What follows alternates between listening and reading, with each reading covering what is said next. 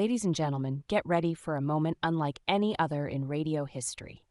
Today, we have a guest who needs no introduction, one envied by every other show out there. That's right, you heard correctly. Today, we're honored to have an interview with none other than God himself. Thank you. Thank you. It's always a pleasure to take a brief break from omnipotence to chat with you all, though I must admit, the commute was a bit of a hassle.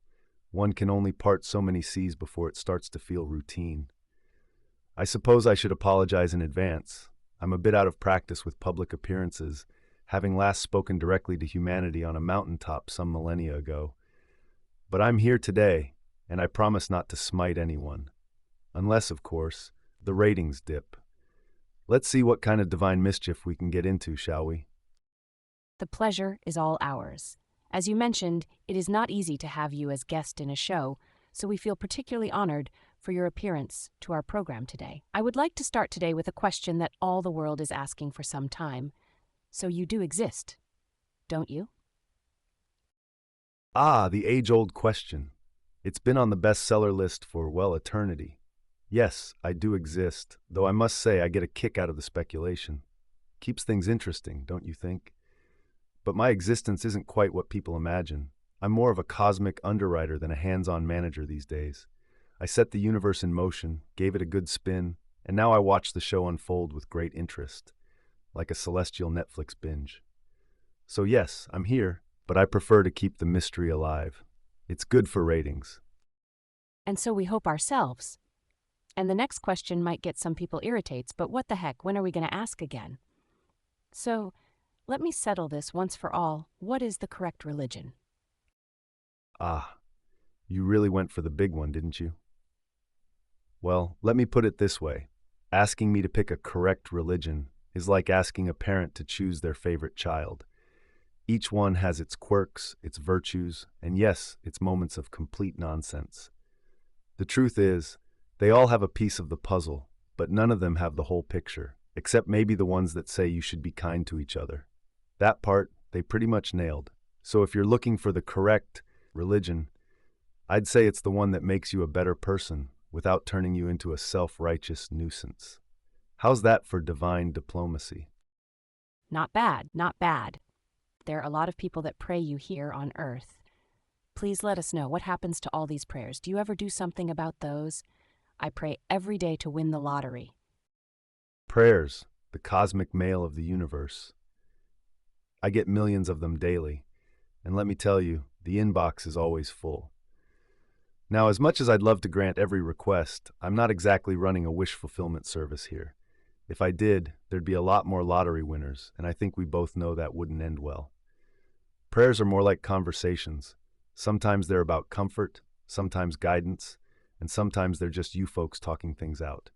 I do listen, but instead of giving you what you want, I tend to give you what you need. Or sometimes, just a gentle nudge to figure things out on your own.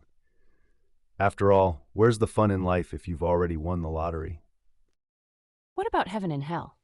Is this just a fancy story told to kids to keep them quiet? If not, where are they actually? And you really keeping score of the good deeds and thoughts of each of the 8 billion people on Earth? Heaven and hell, two of my most popular creations, though I must admit, the marketing department really outdid themselves with those concepts. They're not just stories, but they're also not quite what you might imagine. Think of them less as places and more as states of being. Heaven is that ultimate peace, that sense of connection, love, and understanding, kind of like the best dream you've ever had, but better. Hell, on the other hand, is more like being stuck in an eternal loop of your worst decisions with a side of regret. As for keeping score, I don't have a giant ledger with 8 billion columns. It's more about the overall arc of your life, how you've grown, what you've learned, and how much love and kindness you've put out into the world. I've got an eternity to keep track, so I'm not in a rush. Just try to do your best, and remember, it's less about where you end up and more about the journey you take to get there. You talk a lot about being kind to each other. That seems quite a good thing. But what about when someone else take advantage of your kindness, even in good faith, or take it as granted? There seems to be a bit of gray area there. Ah, the gray areas, my favorite shades to work in. Kindness is a beautiful thing, but like all good things, it comes with a bit of complexity. When someone takes advantage of your kindness, it's easy to feel like you've been shortchanged. But here's the thing. Kindness isn't about keeping score. It's about who you are, not what others do in return. That said, being kind doesn't mean being a doormat. It's important to balance kindness with wisdom, know when to help and when to step back. Sometimes the kindest thing you can do is to set boundaries, teach someone a lesson, or simply say no with a smile. So yes, it's a bit gray, but that's where discernment comes in. Be kind, but don't be a fool about it. You're meant to shine, not to burn out. Thank you, which definitely provides a bit of clarity on a confusing issue.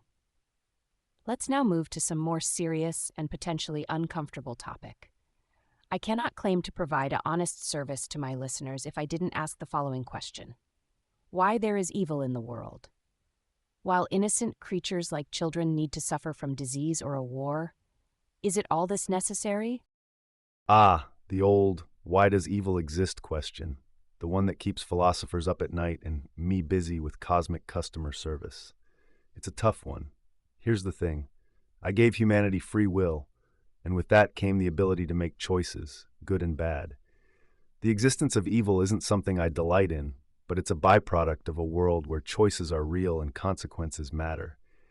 Without the possibility of darkness, the light wouldn't mean as much, would it?